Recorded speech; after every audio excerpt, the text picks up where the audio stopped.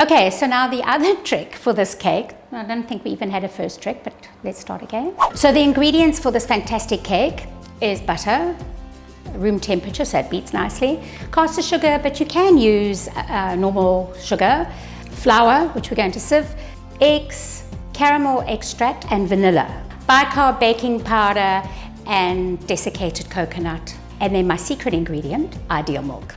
So the butter goes in, the softened butter, together with the sugar, and then we're just going to beat that until it's beautiful and creamy, because that is the secret of a fluffy, moist cake. And then we add the eggs, one at a time.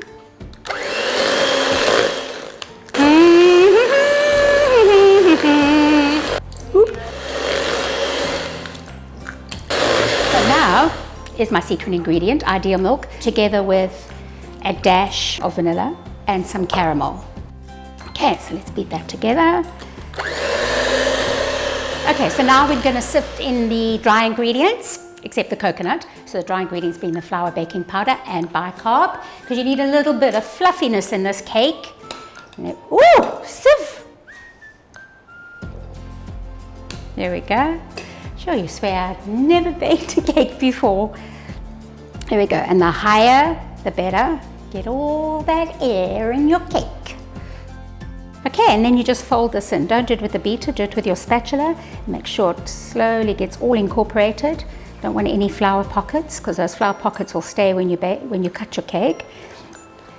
Is your coconut. Okay, so the batter's all incorporated, flour, everything beautiful, smooth, starting to look like a tennis biscuit. Definitely tastes like a tennis biscuit. Okay, so this is my 18 centimeter cake pan. You can line it with baking paper if you fancy. Got no time for that. But I just use spray and cook, and preferably near a window. And then just pop your batter in. So this will probably, because it's a small layer, will take about 15 minutes in the oven at 180 degrees. So let's pop it in. So the topping for this pull-up cake is a ganache. So a lot of people always say, oh, my ganache splits. Do I do it in the microwave? Do I do it on top of the stove? Do I do it in a double boiler? My favorite way is to use chopped chocolate and then to heat the cream and then pour it over.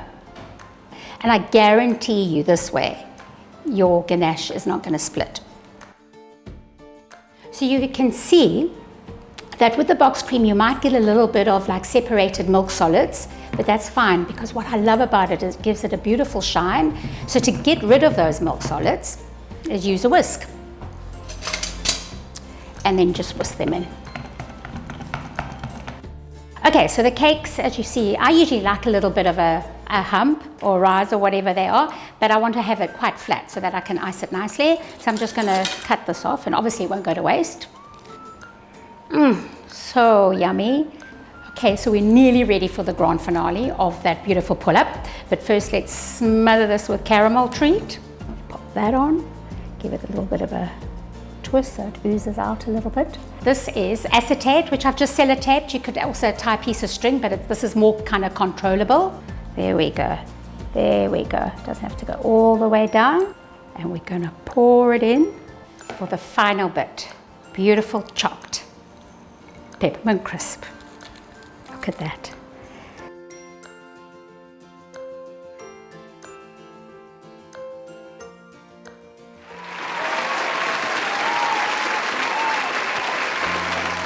Oh, and it smells like it's just like peppermint crisp and caramel and chocolate. Very delicious. Look at that. Beautiful, soft, moist vanilla caramel cake with coconut, caramel, chocolate ganache, and yummy peppermint crisp.